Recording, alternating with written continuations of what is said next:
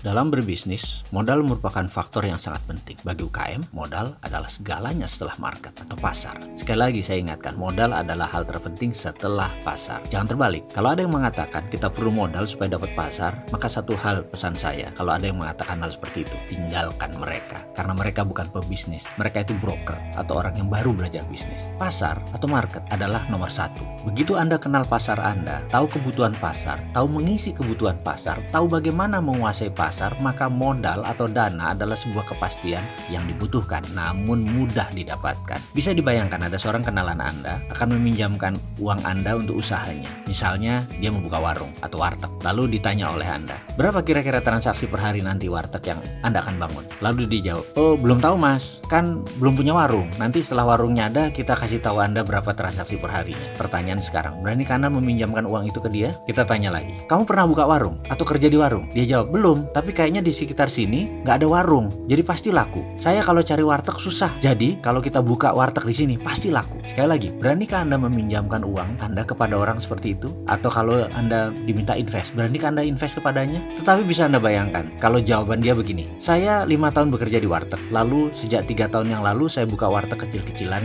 dengan paman saya di daerah Pamulang. Sudah jalan bagus, lalu saya sekarang ingin buka sendiri. Kebetulan ada lokasi bagus di sekitar Blok M. Karena di sana nggak ada warteg, ada tempat murah lagi kebetulan, dekat terminal lagi. Jadi saya mau ambil. Kebetulan juga supir angkot langganan kami yang di Pamulang itu kan bolak-balik Blok M Pamulang. Dia cari warteg di Blok M susah. Jadi karena itu saya mau buka di sana. Kebetulan saya punya modal separuh lagi saya perlu modal. Dengan penuturan seperti itu, akankah Anda invest kepada investasinya? Jawabannya pasti iya. Bahkan secara psikologi kejiwaan Anda siap rugi bergabung bisnis dengan dia. Kenapa? Karena dia sudah mengerjakan homeworknya, sehingga kepercayaan Anda atau trust Anda naik. Jadi walaupun rugi, Anda siap bersama dia. Baik, kita lanjutkan. Saya ingin memberi pelajaran tentang arti psikologi dalam berbisnis dalam video kali ini. Dalam aplikasi psikologi yang diterapkan dalam bisnis, banyak faktor yang akan kita bahas. Ada perilaku pasar, ada sifat pembeli, ada perilaku individual dalam organisasi, ada budaya perusahaan, ada social value atau nilai sosial, dan banyak ragam lain. Kita beri ilustrasi sederhana. Kita bayangkan dalam benak kita sekarang, Anda berada di daerah Muslim. Sebuah toko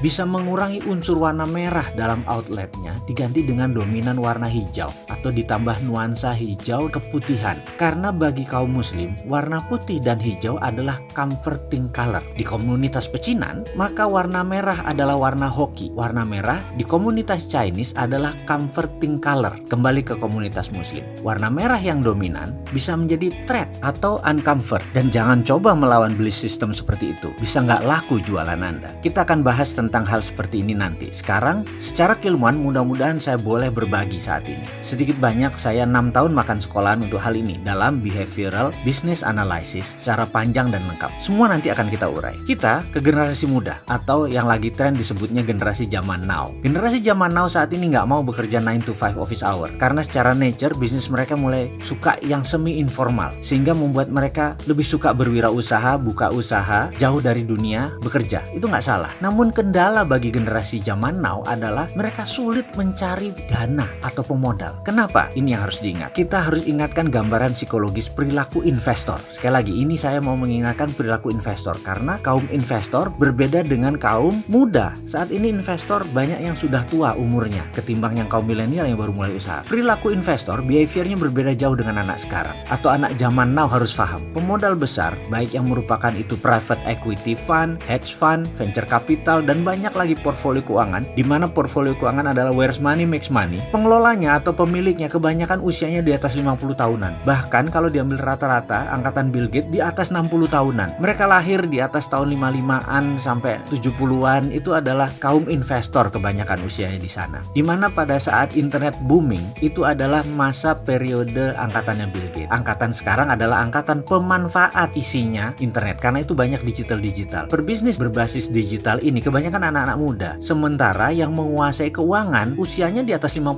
tahun. Para investor semua di atas 55 tahun. Sementara sekali lagi, ciri mereka bukan gadget minded. Sementara anak muda sekarang gadget minded. Sekali lagi, ini harus diperhatikan perbedaannya. Mereka masih merupakan manusia yang membutuhkan presentasi fisik, kehadiran fisik. Mereka masih memerlukan berhadapan dengan Anda. Mereka masih melihat bagaimana Anda di meja makan, bagaimana cara Anda berbicara dengan santai, apa topik pembicaraan Anda. Dari sana dia bisa melihat isi isi kepala Anda. Mereka masih memerlukan melihat langsung vibrasi Anda, getaran Anda. Mereka ingin melihat body language Anda. Mereka masih ingin bertatap langsung ekspresi wajah Anda. Mereka tidak pedulikan dengan presentasi yang mengkilat, yang keren. Mereka masih ingin melihat sepatu apa yang Anda pakai, jas apa yang Anda pakai, kepercayaan diri seperti apa yang Anda ingin munculkan. Itu masih penting buat generasi baby boomer. Sekali lagi, angkatan mereka, investor senior tersebut masih membutuhkan direct contact dengan Anda. Psikologi kejiwaan Anda, kematangan emosi Anda, kedalaman filosofi Anda, tentunya fire api di dalam Anda itu penting. Mereka ingin merasakan langsung. Disinilah kegagalan terbesar para pebisnis startup dalam mencari dana investasi. Disinilah kegagalan terbesar kaum milenial di dalam mencari dana untuk investasi. Kegagalan Anda para startup anak muda dalam meyakinkan investor, terutama gagal menunjukkan how bad you want to be sukses. Seberapa